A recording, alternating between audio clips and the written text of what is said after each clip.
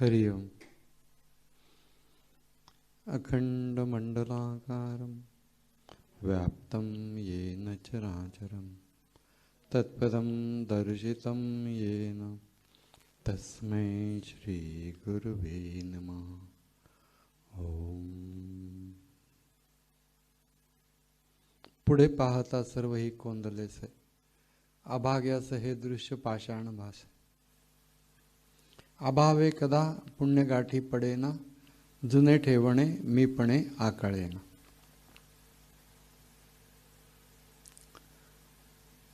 एकूण योगपर भाग, योग ज्ञानपर भाग मनाच्या श्लोकांच्या मध्ये 136व्या श्लोकापासून सुरू होत.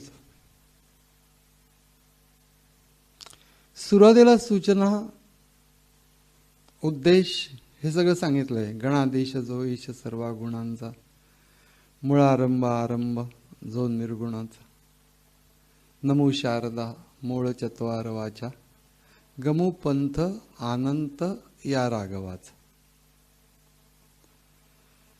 म्हणजे राघवाचा पंथ आहे, पण अनंत राघवाचा. अनंत राघव म्हणजे तत्वस्वरूप त्याचं, ते अनुभवण्याचा मार्ग, म्हणून अनंत राघवाचा पंथ असं समर्थांनी म्हटले. त्यानुसार स्वामींचा ग्रंथ पण आहे, स्वामी माधवनाथांचा. अनंत राघवाचा पंथ. आणि जेव्हा या निर्गुण तत्वाचं विवरण करायला सुरुवात होते, तो जो भाग इथं सुरू होतो, त्याच्यामध्ये भय व्यापिले सर्व ब्रह्मांड आहे, भयातीत ते संत अनंत पाय.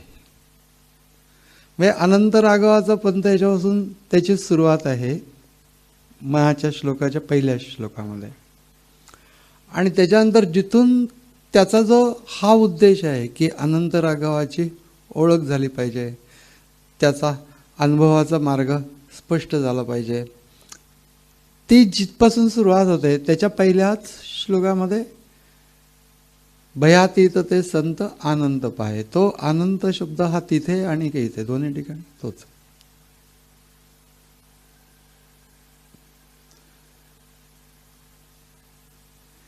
एकंदर सगळे श्लोक जर बघितले तर या 136 पासून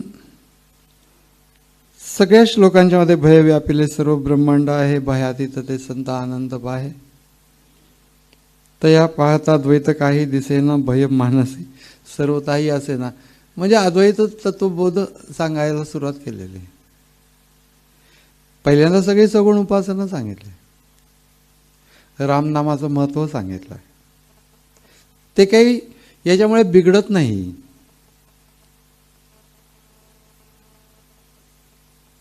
म्हणजे 10वीच्या वर्गामध्ये एखादा मुलगा गेला तर त्यांनी 1ली ते 9वी पर्यंत सगळं विसरायचं असतं असं नाहीये.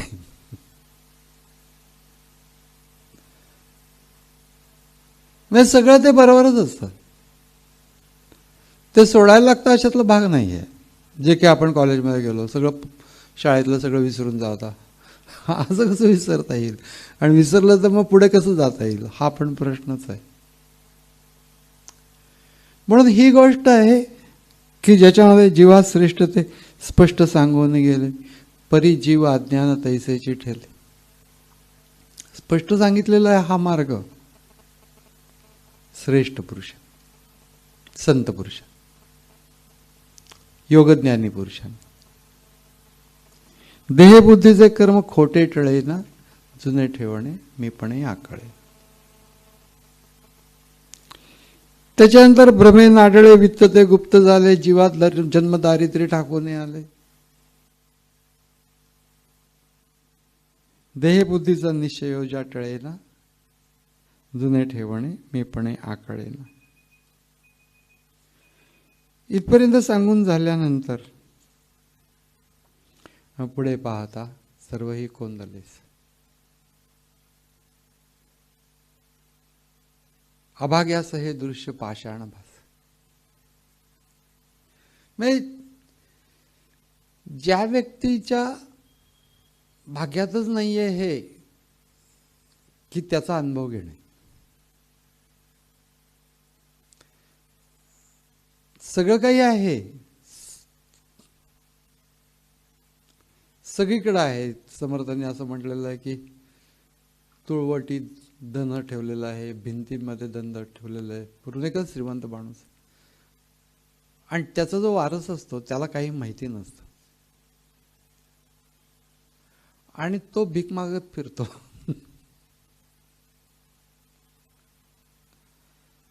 तसं घरामध्ये सगळीकडे द्रव्यच द्रव्य आहे, पण त्याला ते नाही माहिती, त्यामुळे तो दारिद्र्यात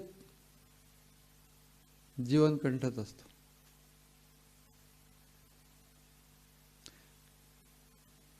लक्ष्मी मध्ये करंटानंदे त्याचे दारिद्र्य अधिक संदे, नवल केले परमानंदे परमपुरुषे. तुझ्यामध्ये आहे हे अनेकदा अनेकांनी सांगून झालं, पण मला माझ्यामध्ये आहे याचा शोध घेण्याची बुद्धी होत नाही. प्रत्येकामध्ये आहे आणि प्रत्येकजण त्याचा शोध घेण्याच्यासाठी म्हणून अधिकारी आहे. म्हणजे इथे जात पात वगैरे या सगळ्या गोष्टींचा काही संबंधच नाही आहे.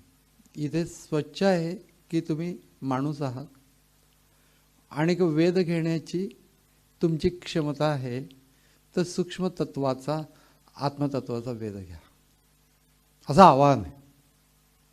कंपल्शन काहीच नाही, नाही घेतलं नाही घेतलं. बँकेमध्ये पैसे आहेत, परंतु ते माझ्या मनावर आहे काढायचे किंवा नाही काढायचे. तसं आहे की हे सगळं आपला ठेवा आहे, पण आपणच त्याकडे बघत नाही आहोत आणि सगळीकडेच ते व्यापून आहे. त्याच्यासाठी म्हणून एखाद्या ठिकाणी एखाद्या मंदिरात जायला पाहिजे आणि मग तिथून पुढे काहीतरी होईल असं नाही आहे.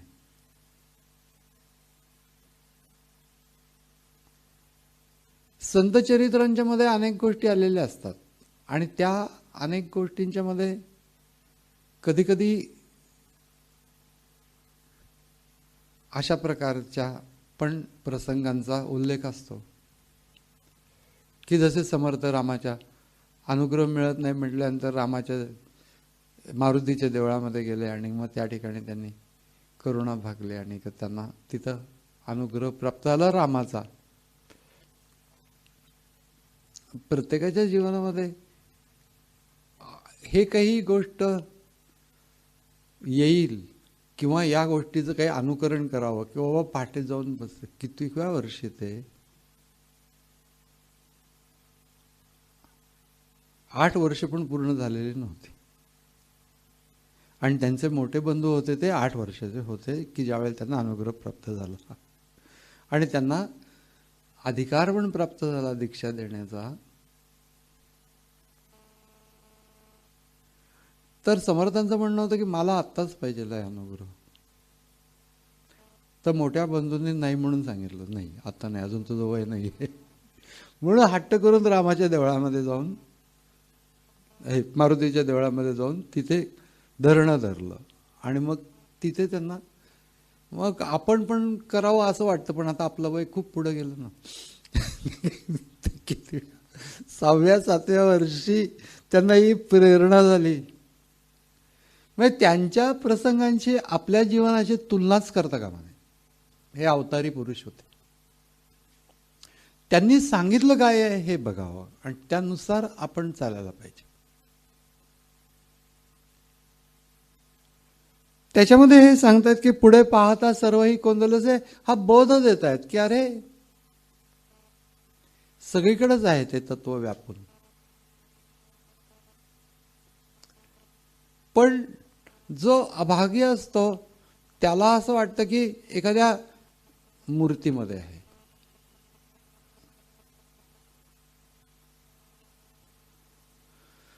अभाग्यास हे दृश्य पाषाण भास आहे. दुसरा एक अर्थ त्याचा आहे की प्रत्यक्ष देवळामध्ये सुद्धा माणसाला देवाच्या प्रतिमेच्या समोर उभं राहिल्यानंतर सुद्धा हा देव आहे असं वाटत नाही. मूर्ती आहे देवाची असं वाटतं. तोच आहे तिथे पण आणि त्याच्या आजूबाजूला पण तोच आहे.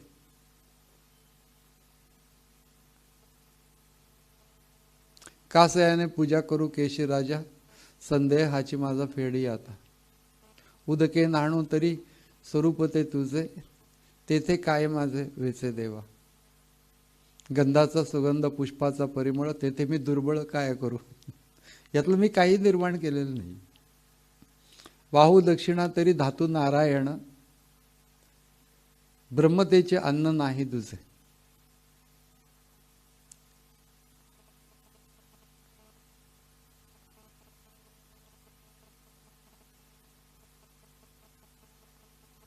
म्हणजे कुठलीही गोष्ट घेतली तरी देखील त्याच्यामध्ये तो आहेच. ब्रह्मतेचे अन्न नाही तुझे, नैवेद्य दाखवला तरी देवाला नैवेद्य दाखवते, नैवेद्य सुद्धा तोच झालेला. ब्रह्मतेचे अन्न नाही तुझे. वाहू दक्षिणा तरी धातू नारायण, दक्षिणा वाहिली तरी धातू नारायण.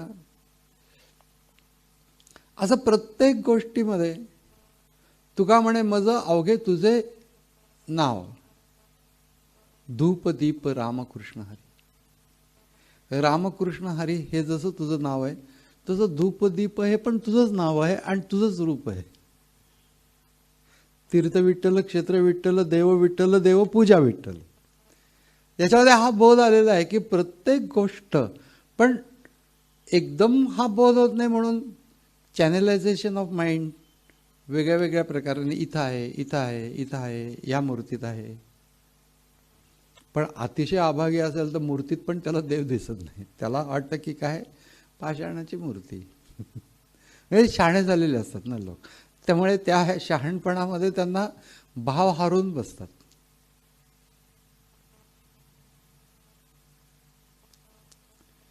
तत्वज्ञान हे विचाराच्या प्रांतामध्ये जोपर्यंत आहे, अंगीभूत झालेलं नाही तोपर्यंत मिरवू नये.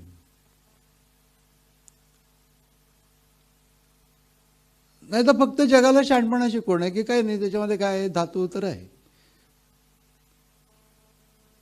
दगड तर आहे, असं बरोबर नाही. अभावे कदा पुण्य गाठी पडेना, जुने ठेवणे मी पणे आकळेना. हा ज्ञानाचा बोध जरी घेतला की पुढे पाहता सर्वही कोंदलच आहे, सगळीकडे तोच आहे, तरी इथं सूचना देत आहे की तुमचा भाव हरवू नका.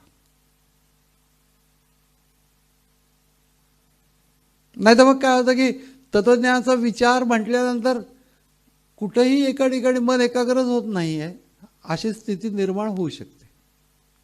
जर काय करायचं आहे माहिती नसेल योग मार्गामध्ये तर नक्की अशी स्थिती निर्माण होऊ शकते की सगळीकडचा भाव निघूनच गेला. मग ते लक्ष कुठे ठेवायचं हे पण त्यांना माहीत नाही आहे, कारण की योग मार्ग माहिती नाही. मग फक्त ज्ञानाचा विचार की सगळीकडे तोच आहे. अनुभव तर नाही येत तसा. आपली तर एक प्रकृती असते, त्याच्यानंतर दुसरी प्रकृती त्याला जर का पूरक असेल, अनुकूल असेल तर त्याचं आपलं पटतं. मग आपल्याला झाडं झुडपं, पक्षी, गाय वासरू वगैरे या सगळ्यांमध्ये देव पाहता येतो, पण ओळखीचा माणूस आहे, देव नाही पाहता येत. त्याचं माझं वाकडं आहे, मग मुळीच देव पाहता येत नाही त्याच्यामध्ये. पण जेव्हा ते तत्वज्ञान तुमच्या अनुभूतीपर्यंत आलेलं नसेल तोपर्यंत ते विचाराच्या प्रांतामध्ये असतं. आणि त्या विचाराच्या प्रांतामध्ये ज्या वेळेला असतं त्यावेळेला तुम्ही जर का त्या नुसत्या विचारात राहिलात तर कदाचित अशी शक्यता आहे की अंतःकरणामध्ये कुठेतरी भाव थोडासा असतो, तो फुलवायला पाहिजे, तो निघूनच जातो. आणि इथे समर्थांनी इथे सूचना दिलेली आहे की असं करू नका. मूर्ती आहे म्हटल्यानंतर देव आहे असंच म्हणा.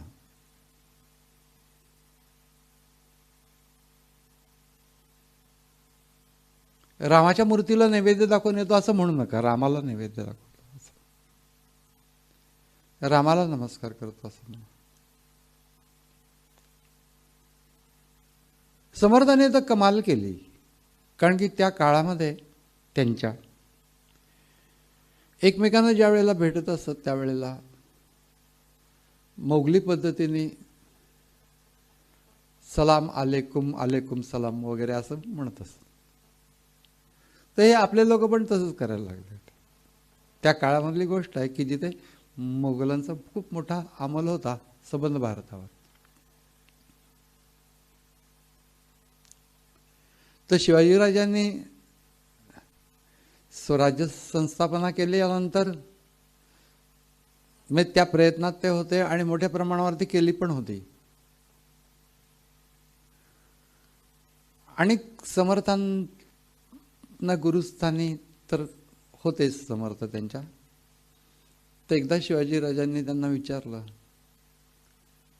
की तुम्हाला काहीतरी देण्याची इच्छा आहे आणि तुम्ही तर काही घेत नाही, तर काहीतरी घ्या, काहीतरी सांगा, त्याप्रमाणे मी करेन. तर समर्थांनी असं सांगितलं की तुझ्या राज्यामध्ये हे मोगली पद्धतीने परस्परांना भेटल्यानंतर जे अभिवादन करतात ती प्रथा बंद करून माणूस माणसाला भेटल्यानंतर रामच रामाला भेटतो आहे अशी जी भूमिका आहे त्या भूमिकेनुसार राम राम असं म्हणायला लागा. राम रामाला भेटतो आहे राम राम या शब्दामध्ये. हे मागणं मागितलं म्हणजे किती बघा की आपण राम राम सहज म्हणतो, परंतु त्या पाठीमागे हा सगळा प्रसंग आहे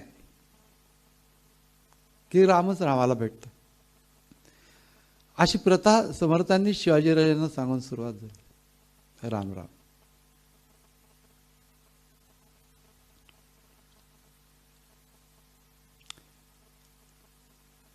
पण तीच गोष्ट आहे की करायचं ते तेच आहे की अभिवादन करायचंय, पण त्याच्यामध्ये देवाचं माध्यम घ्या, मोठा तत्वज्ञानाचा बोध घ्या की रामच रामाला भेटतो आहे. सगळं काही समर्थाने त्या छोट्या प्रसंगामधून आणून टाकले. तसं इथं सांगतात की पुढे पाहता सर्व ही कोंदलसे, सगळीकडेच ते आहे वस्तुतः प्रगट रामाचे निशाण. राम म्हणजे आत्माराम, विश्वंभर विद्यमान, भाग्येकडे. विश्वंभरच विद्यमान आहे सगळीकडे. सगळीकडे जे जे काही दृश्य सृष्टी आहे हे रामाचं प्रगट निशाण आहे, परमात्म्याच्या अस्तित्वाची खूण आहे. प्रगट रामाचे निशाण. राम म्हणजे आत्माराम. माझ्या अनुभवाला कसं येईल, आत्माराम अनुभवाला की तुला हे सगळं कळेल.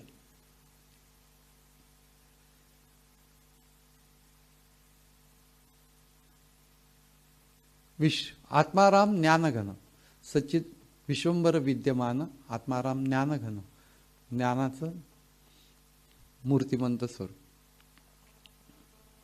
घनीभूत ज्ञान. विश्वंभर विद्यमान, सगळीकडे विश्वंभरच विद्यमान आहे. भाग्येकडे, पण हे भाग्य ज्याच्यामध्ये नाहीये, अभाग्याचं हे दृष्ट पाषाण भास. मग हा फार महत्वाचा भाग आहे की भाव. अभावे कदा पुण्य गाठी पडेना. पुण्य याचा अर्थ सत्वशीलता. पुण्य म्हणजे इतकं सत्कर्म केलं, इतकं पुण्य झालं. त्याच्यावर समर्थाने जबरदस्त टीका केली की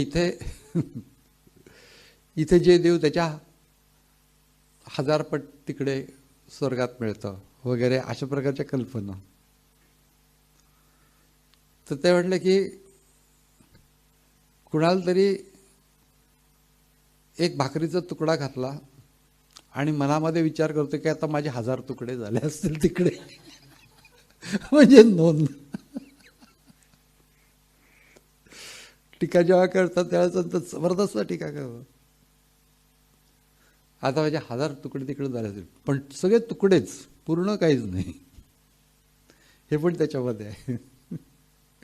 म्हणजे जेव्हा समर्थ ही गोष्ट प्रगट करत आहेत तेव्हा हे लक्षात घेतलं पाहिजे की ते वाक्य पोकळ नाही आहेत. त्यांना एक भूमिका मांडायची. त्या भूमिकेमध्ये त्यांचं म्हणणं असं आहे की तुम्ही ज्ञान ग्रहण करा, हे लक्षात घ्या की सगळीकडे तोच आहे. पण असं असलं तरी देखील तुम्ही जी काही उपासना करताय त्या उपासनेमध्ये पण तो आहे हे गृहीत धरा. अभाग्याचं हे दृश्य पाषाण भास आहे, हे काय आहे दगडाची मूर्ती, असं कधी म्हणू नका. अभावे कदा पुण्यगाठी पडेना, भाव धरारे आपुलाचा देव करारे. मी ते सिन्सिनेटीला गेलो होतो.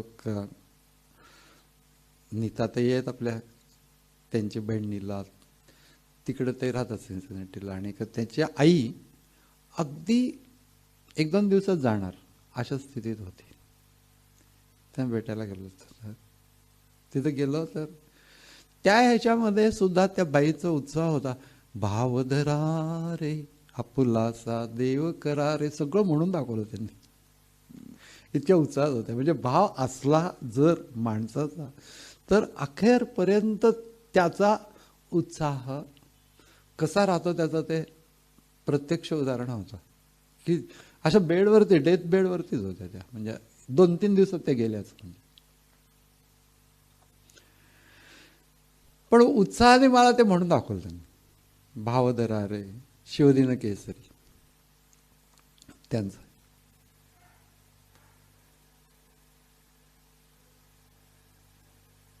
पण शेवटी काय आहे, आपल्याबरोबर काय असतं नेहमी आणि शेवटपर्यंत आपल्याबरोबर काय येतं, भाव. त्याचा जो एक अर्थ भक्तिभावना हा आहे आणि दुसरा अर्थ अस्तित्वाची जाणीव हा आहे. म्हणून अभावे सत्वशीलता प्राप्त होत नाही. पुण्य याचा अर्थ दुसरं तिसरं काही नाही. ईश्वराला प्राप्त करून घेण्याच्यासाठी अंतःकरणाची जी तयारी लागते ती तयारी म्हणजे सत्वशीलता. चांगल्या कर्मांनी अंतःकरणातला हा सत्वगुण वाढत असतो. ती सत्वशीलता अंतःकरणामध्ये वाढत जाणे, अशा प्रकारची कर्म केल्याने जी ही सत्वशीलता वाढते त्याला पुण्य असं म्हटलं जातं. पुण्य म्हणजे दुसरं काय, पुण्य म्हणजे इतका अकाउंट, त्याच्यामध्ये इतक्या गोष्टी आहेत. या कल्पना चुकीच्या आहेत.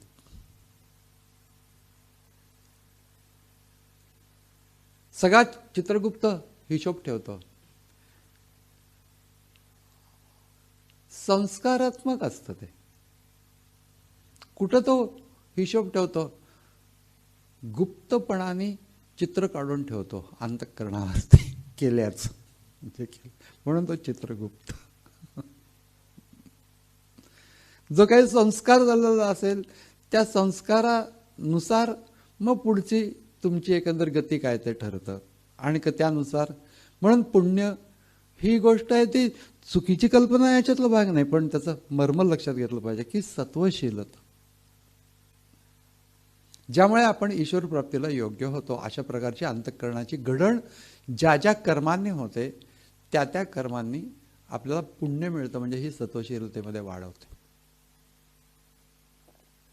अभावे कदा पुण्य गाठी पडेना, भावच नाहीये समजा तर पुण्य गाठी पडेना, म्हणजे ही सत्वशीलता तितक्या प्रमाणामध्ये निर्माण होत नाही. नुसतं सत्कर्म करण्याने होते असं नाहीये. ईश्वराला धरून सत्कर्म करणं याने ते होतं. ईश्वर भाव आहे.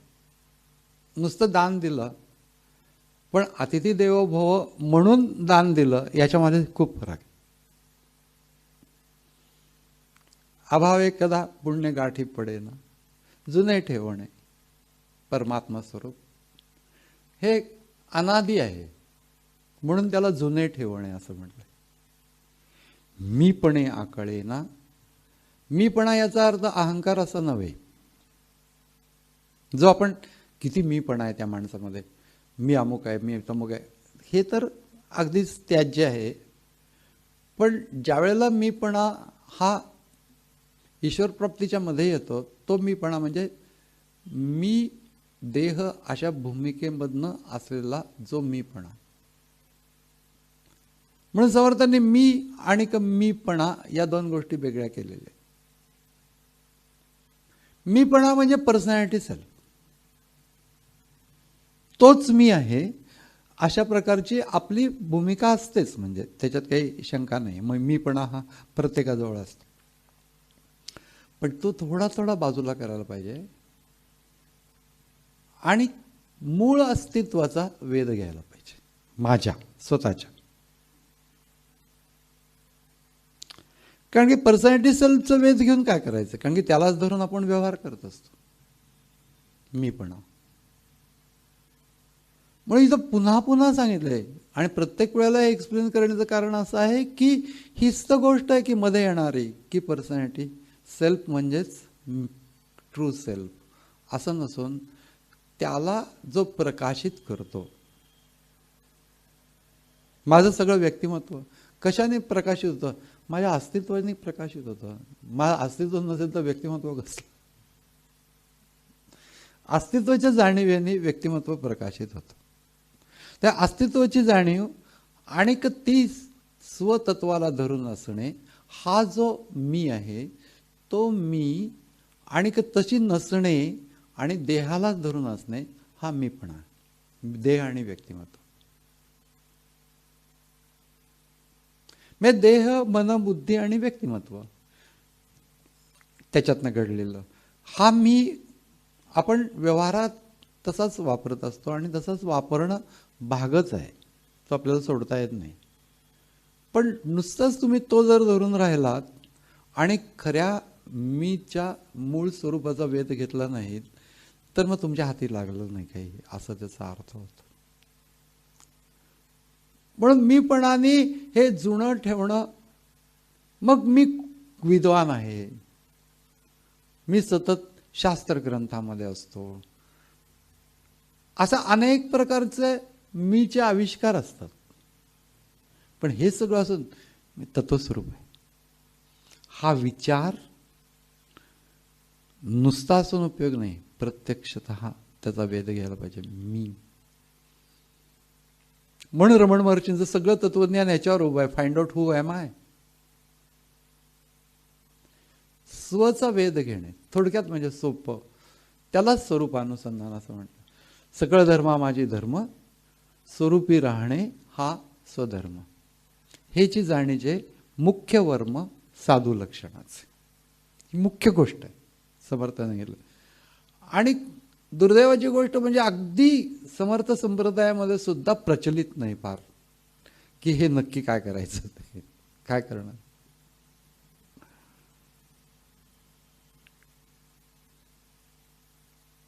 व अनेक प्रकारांनी समर्थांनी ही गोष्ट प्रकाशित करण्याचा प्रयत्न केला की सगळीकडे तोच आहे देव, हे सगळी भावना आणि या सगळे विचार हे सगळे ठीकच आहेत, परंतु प्रत्यक्षतः हा तुम्ही पहिली गोष्ट म्हणजे अंतःकरणाची घडण घडवा, ईश्वराच्या अस्तित्वाचा भाव धरा आणि ते सगळीकडे तो आहे हा विचार धरून चाला, काही हरकत नाही आहे आणि करायला पण पाहिजे. परंतु ती गोष्ट भावनेने करू शकता, विचाराने करू शकता, पण प्रत्यक्षतः अनुभूती येण्याच्यासाठी म्हणून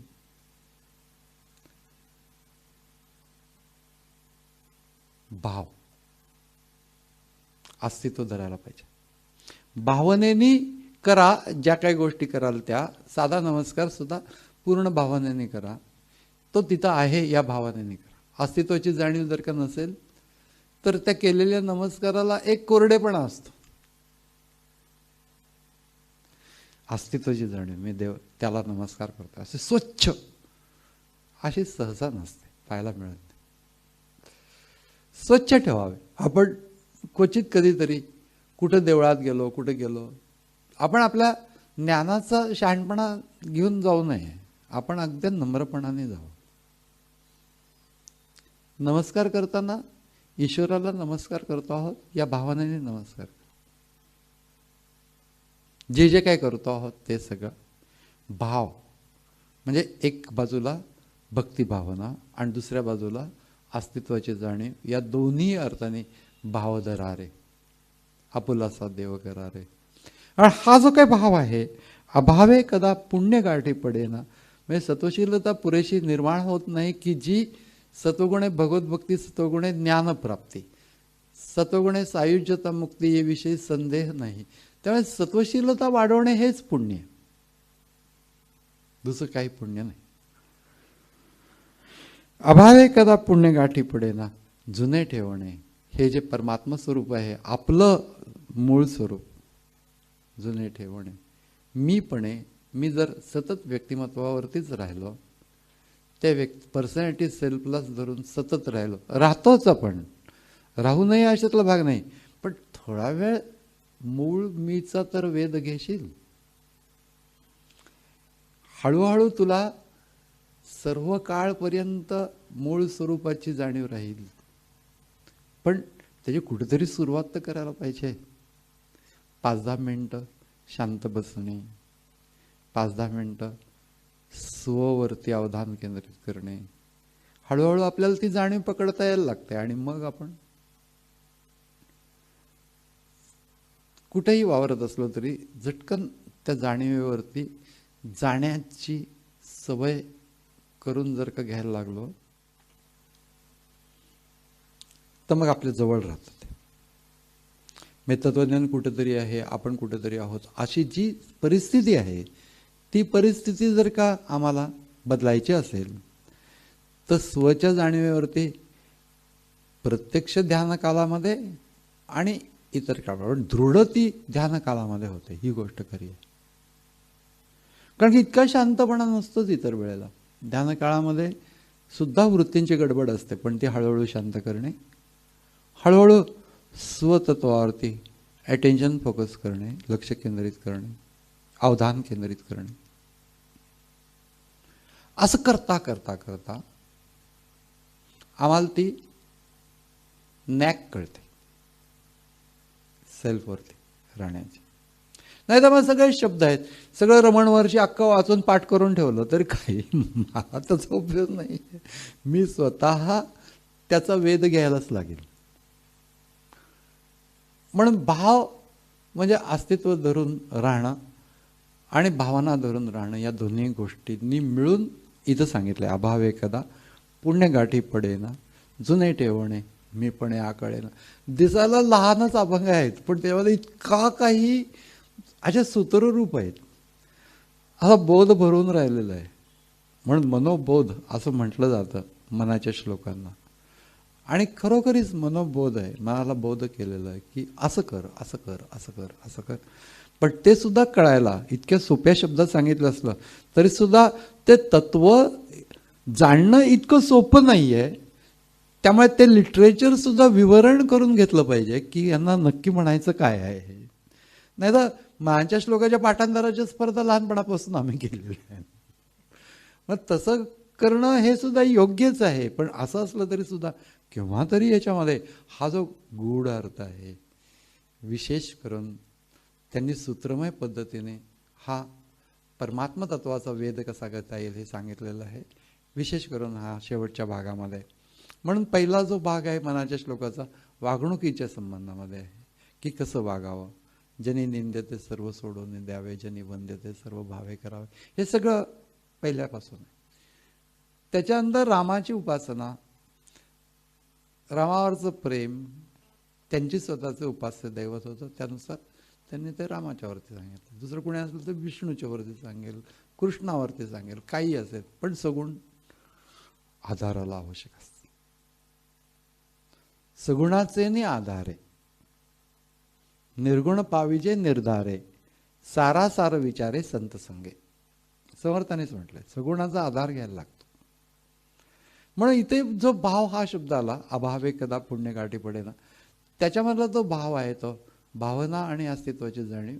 म्हणजे एका बाजूला भक्ती मार्ग आणि एका बाजूला योग मार्ग, या दोन्ही गोष्टींचं कॉम्बिनेशन या ठिकाणी आलेलं आहे. आणि त्या सगळ्या सहित अप्रतिम असा हा श्लोक आहे की पुढे पाहता सर्व कोंदलेचे, असं मला तत्वज्ञानाने समजलं, विचाराने समजलं तरी तसं मला वाटत नाही. आणि अगदी मूर्तीच्या समोर उभं राहिलं तरी देखील मला हा देव आहे असं वाटत नाही. अभाग्याचं हे दृश्य पाषाण भास जड वाटतं, चेतन आहे असं त्यांना म्हणायचंय. सगळं दृश्य जे जे काही पाहतो आपण, या सगळ्या दृश्यामध्ये चैतन्य भरून आहे. या उपाधी माझी गुप्त चैतन्य असे सर्वगत ते तत्वज्ञ संत स्वीकारिती. तशा प्रकारे हे सांगतात की अभाग्याचं हे दृश्य पाषाण भास आहे, म्हणजे चैतन्य नाही वाटत त्याला, पण चेतन आहे असं सांगतात. म्हणून विवेकानंदांच्या जीवनामध्ये असलेला प्रसंग, अगदी सुरुवातीला ते महेंद्रनाथ गुप्त गेले होते त्यावेळेला त्यांना विचारलं, तुला काय आवडतं, ज्ञान आवडतं का भक्ती आवडते? तर म्हणलं की मला आपली भक्तीच आवडते. तर ते म्हणले की मी कोण आहे हे कळल्याशिवाय भक्ती कोणाची करशील? रामकृष्ण त्या म्हणत होते. आणि अगदी सुरुवातीला ते महेंद्रनाथ गुप्तच सांगत होते त्यांना, अगदी दुसऱ्या भेटीमध्ये, की लोकांना हे समजून सांगणं उचित नाही का की तुम्ही दगडाची पूजा करू नका वगैरे, देवाची पूजा करा. त्यांना असं सांगायला नको का की तुम्ही त्याच्यामध्ये, तर दगडाची मूर्ती काय म्हणून, असं रामकृष्ण म्हणाले. चेतन मूर्ती, चेतन मूर्ती. ते म्हणले हो चेतन मूर्ती आहे तर खरंच, पण हे लोकांना समजून सांगायला नको का? तेव्हा रामकृष्ण एकदम म्हणले की स्वतःला काय माहिती नाही, हे कलकत्तेकरांच्या डोक्यात तुमच्या काय खोळ निर्माण झालंय ते कोणास ठाऊक, की स्वतःला काहीही माहिती नाही आणि दुसऱ्यांना मात्र सांगायला उठायचं आणि प्रवचन देत, व्याख्यानं देत बसायचं. तेव्हा त्यांनी असं लिहिलंय की खरंच मला ते पटून गेलं की हे काय गणित आहे का इतिहास आहे का काय आहे की जे मला विचारांनी समजू शकेल, असं नाहीच समजू शकणार. म्हणून अभाग्याचं हे दृश्य, रामकृष्ण म्हणले होते दगडाची मूर्ती काय म्हणून, चेतन मूर्ती. तसं काही काळानंतर विवेकानंदांना त्याचा अनुभव आला की चेतन मूर्ती आईकडे तुम्ही मागा काहीतरी, म्हणजे वडील वारले, वाईट परिस्थिती घरातली निर्माण झाली, तेव्हा विवेकानंदांचा नाईलाज झाला त्यांच्यासारख्या व्यक्तीचा, आणि त्यांना सांगितलं की काहीतरी मागा माझ्यासाठी, तूच माग रे, कारण की तू आईला मानत नाहीस ना, मग आई तुझ्यावर कृपा करत नाही. म्हणून मग विवेकानंद जेव्हा गेले तिथे तेव्हा मागायचं, तर ते जसं म्हटलं होते पहिल्यांदा महेंद्रनाथ गुप्तना, दगडाची मूर्ती काय म्हणून, चेतन मूर्ती. तो विवेकानंदांना दिसलं की चैतन्यमय मूर्ती आहे काली मातीची. आणि मग काही मागितलं नाही, आई भक्ती दे, ज्ञान दे, वैराग्य दे, 3 वेळा झाला. प्रत्येक वेळेला रामकृष्ण परत पाठवत असतात, अरे जा आजच जा, मंगळवार आहे. आणि काही केलं ते मागू शकले नाहीत. विवेकानंदांनी असं लिहिलं की 3ऱ्या वेळेला माझं लक्षात होतं, पण मला लाजच वाटली असलं काही मागायची ऐहिक. ज्या अर्थी तू मागू शकला नाहीस त्या अर्थी ऐहिक अशा प्रकारचं खूप तुमच्या नशिबामध्ये नाहीये, परंतु जाड्या भरड्या अन्न वस्त्राची तुम्हाला जात पडणार नाही. एवढ्याने आनंदित झाले.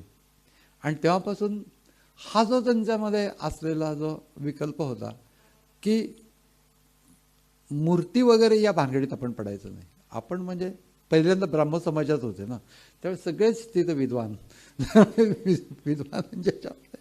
भाव वगैरे सगळं हरून बसलेले. मग ती भूमिका त्यांची त्या प्रसंगात पालटली विवेकानंदांची. म्हणून त्या प्रसंगाला अति महत्व आहे की जड या दृष्टीने पाहू नका मूर्तीकडे, चेतन आहे या दृष्टीने पहा. पुढे पाहता सर्व ही कोंदलेसे, अभाग्याचं हे दृश्य पाषाण भास. अभावे कदा पुण्य गाठी पडेना, जुने ठेवणे मी पण आकळेना. जितकं बोलावं तितकं खोल खोल जात जातं. असे हे सगळे श्लोक आहेत. जे काय बोलणं जे केलं समर्थांनी प्रेरणा देऊन त्यांच्या चरणी अर्पण असो. हरिओम तत्सत.